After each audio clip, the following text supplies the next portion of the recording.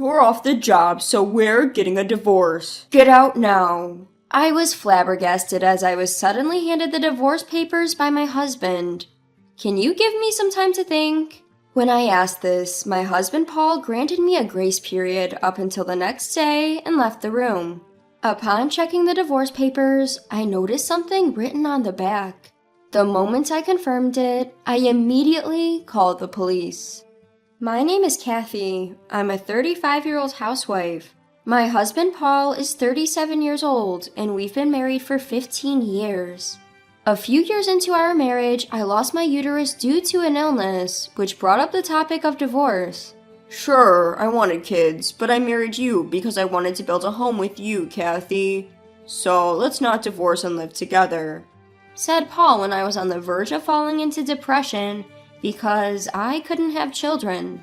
Paul, being the youngest of 3 boys, had a father who was the CEO of a significant enterprise. After his father passed away, the eldest son took over the business. Things started to change for the usually kind Paul when he joined the family business at the request of his older brother. He used to come home on time, but around a year after he joined the company, he began coming home around midnight, saying he was working overtime, and he was often out of the house even on his days off, claiming he was working on weekends. Moreover, he began to avoid conversations with me. His expression lost its former cheerfulness, and he started showing a stern face towards me. No matter how many times I asked about it, I was brushed off with, "It's nothing. It's not something I need to discuss with you, Kathy." I started to feel suspicious about Paul's behavior and tried to have a discussion several times, but he found a way to refuse every time. I was sure something had happened either in the family business or at his parents' house. Did my mother-in-law say something to him? I started to think. There was a significant rift between me and my mother-in-law. She had harsh words for me because I couldn't bear children. "You're a barren woman. Why did you marry Paul? Get a divorce already. You're a nuisance." I was told these words every time we met, which eventually reached Paul's ears, and he was furious. "If you say such things again, I will sever ties with this family." Paul declared in a rage, and the matter was settled on the premise that I didn't have to deal with his parents' house. From then on, I distanced myself from the family, but I couldn't completely cut ties due to family gatherings and such. On such occasions, I had minimal greetings and conversations with my mother-in-law, trying not to show the overt estrangement to others. However, my mother-in-law was bad-mouthing me behind my back to the relatives, and a few of them who jumped on the bandwagon started to avoid me or chastise me as well. "Kathy, I heard you're taking advantage of Paul's kindness and telling him not to have any contact with his mother, even though you don't have any children. How dare you do such a thing as a wife?" I feel sorry that I can't have children, but as for my relationship with my mother-in-law, it was Paul who told me I didn't have to interact with her. I think digging up a problem that was resolved between the parties involved, without understanding anything about it, could lead to unnecessary misunderstandings and further strain relationships. The relative who seemed to be siding with my mother-in-law, who did not seem to expect a rebuttal, was taken aback by my words and attitude and quickly became angry. "You! How dare you act arrogant despite the fact that I'm kindly offering advice on family relations?" "Excuse me, did my mother-in-law say that I'm useless because I don't have children?" "Well, yes. There's nothing wrong with that, is there? I wonder why Paul married such an irresponsible woman like you, who can't do her job as a wife and can't even respect relatives and elders." "Why, indeed?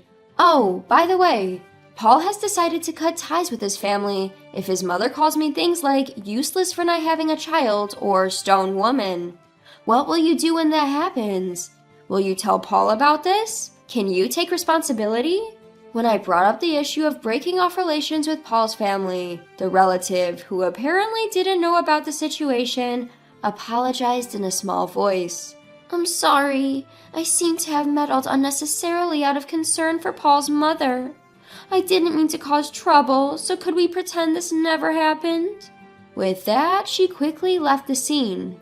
I was torn about whether to tell Paul, but decided to secretly tell only the mother-in-law. Mother-in-law, it seems you still have concerns about me not having children. I heard about it from a relative earlier. Should we have a thorough discussion again, with Paul involved? Upon hearing my words, my mother-in-law turned pale and refused to discuss it. I'm sorry, it seems I conveyed the wrong message. I feel lonely about your and Paul's choice not to have children, but that's not to say I want to criticize it. Since my mother-in-law apologized promptly, probably because she didn't want to break ties with Paul, I decided to keep this matter to myself. For several years, we enjoyed our life together without children. Then one day, my brother asked me to join the company. We're getting older, and I was thinking that we shouldn't change jobs at this stage, but they're really insisting. It doesn't seem to be because the company's in trouble or anything. Paul came to me with a proposition. In fact, I'm currently a housewife, but in my working days, I saw various companies in financial difficulty as a management consultant. So I quickly checked the state of Paul's family's company, but there didn't seem to be any problem with the management. When I told him this, Paul decided to work as an executive at the company that his eldest brother took over after hearing the detailed story from his second brother. The reason for the invitation was simply a shortage of personnel, as an employee in a similar position had retired due to illness. About a year later, there was a change in Paul's behavior. He started coming home late at night, and his attitude towards me became cold. There was an ominous atmosphere, and then Paul said to me, "The housekeeper who was working at my family home has apparently quit because of a sudden illness. Kathy, you seem to have a lot of time on your hands. Could you work at the family home as a housekeeper until we find a new one?"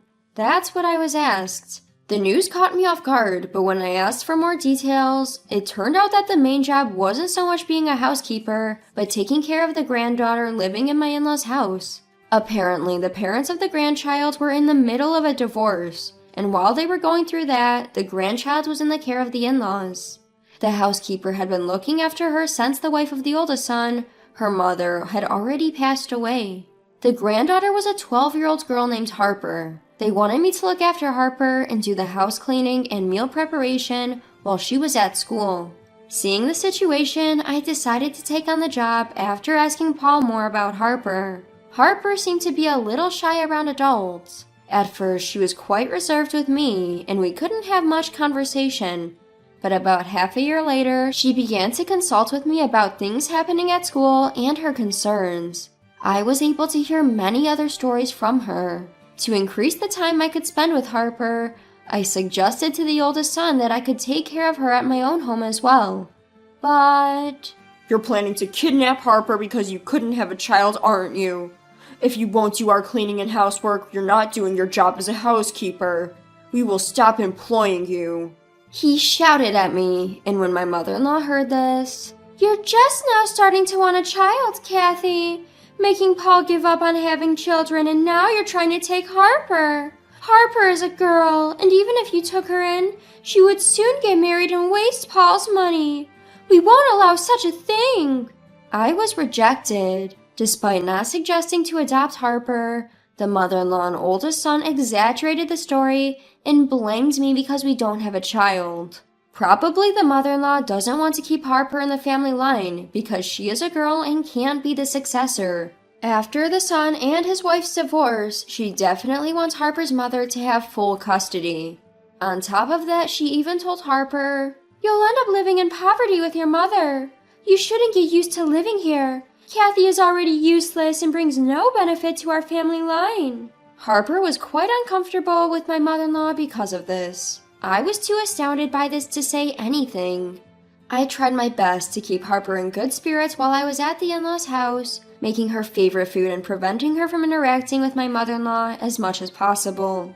About a year later, I was told by Paul that there was something to discuss. When I arrived at the in-laws' house, Paul was waiting for me, sandwiched between the oldest son and the mother-in-law. "My eldest brother's divorce has been finalized, so you're no longer needed. We're getting a divorce too. Get out of this house as soon as possible." With those words, he handed me a completed divorce paper. I was shocked and said, "Please give me some time to think." I somehow managed to get the words out and returned home. Upon checking the divorce papers, I found a message from Paul on the back. Having seen this, I immediately reported it to the police, filled out the divorce papers, and went to submit them. A few days later, having moved to my new house and living alone, I was called to my in-laws' home due to a message from Paul. There, my mother-in-law, the eldest son, and Paul were waiting with stern faces. "How could you do this? You've taken away Harper's father, grandfather, and loving grandmother, and then you're pushing the child support on us?" Taken Harper's father away? Was he even being a proper father to Harper in the first place? And by loving grandmother, you mean you, right, mother-in-law? You said such harsh words, yet you dared to say something like this? How can you say that? I was thinking about Harper. My mother-in-law started off by blaming me for my actions. I had been secretly recording as much as possible the verbal abuse and harsh treatment Harper received at my in-laws, and given it to the wife of the eldest son, who was in the midst of divorce mediation. Thanks to that, the custody was successfully transferred to the mother, and it seems that the mother-in-law was harshly blamed by her eldest son. Do you think you can get away with this after what you did to my son's family? We're divorced, so it doesn't matter anymore. When I said this, Paul, who had been silent up until now, opened his mouth. This isn't my family. I have nothing to do with you people anymore. What are you saying? What do you mean? As not only my mother-in-law, but also the eldest son were surprised by the words of Paul and me, we ended up explaining everything to them.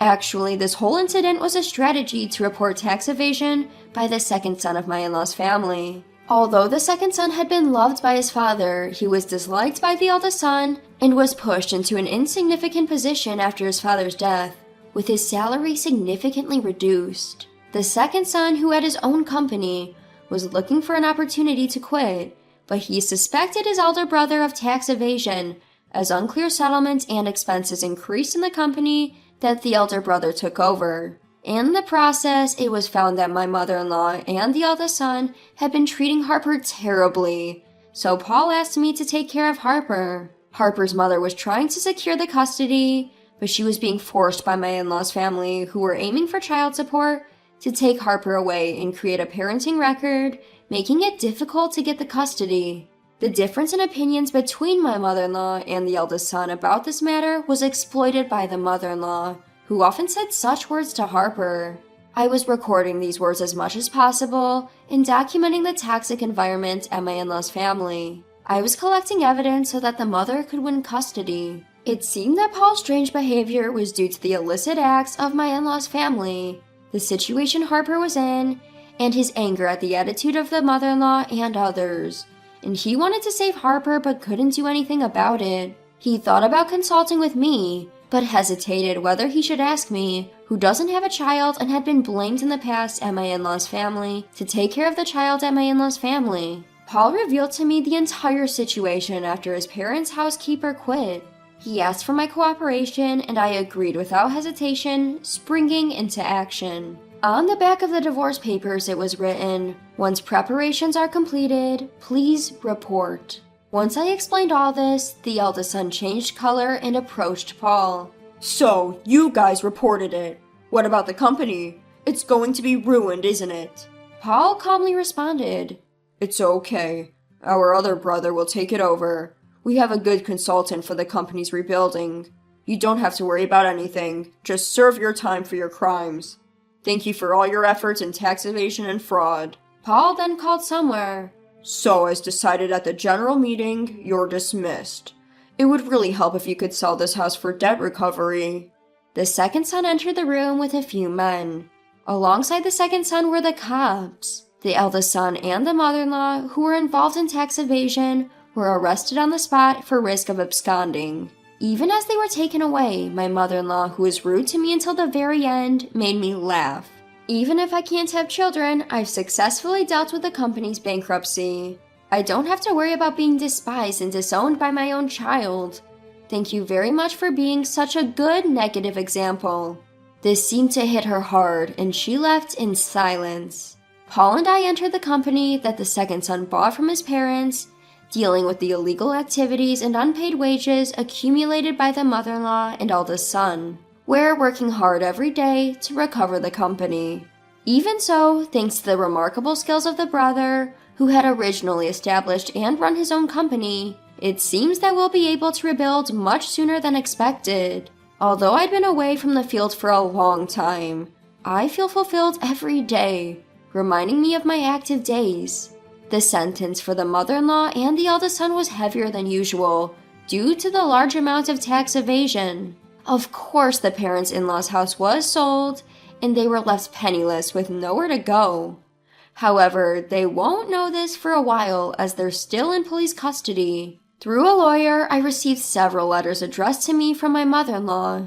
In them, she wrote things like traitor, destroyer of our home, or I need your help as a family member. Didn't I accept you into our family even though you couldn't have children? Now can't you help me? At first, I found it amusing to read these letters, but gradually I got tired of them and started to refuse to accept them. I'm occasionally in contact with Harper. I got a thank you message from Harper's mother for the support I'd been providing regarding Harper's upbringing. Thanks to Kathy, not only me but also Harper's life was saved. Harper says you were the only one kind to her. Would you mind playing with her again? Her words brought tears to my eyes, and then Harper, who was now on the phone, said, I want to eat Kathy's cooking again. Can you make it for me next time? This made me cry even more. Paul, who was nearby, was initially flustered but burst into laughter when he heard Harper's voice on the phone, quickly arranging for us to meet. Since our new home was only about a 15-minute drive from Harper's, we started to interact more frequently.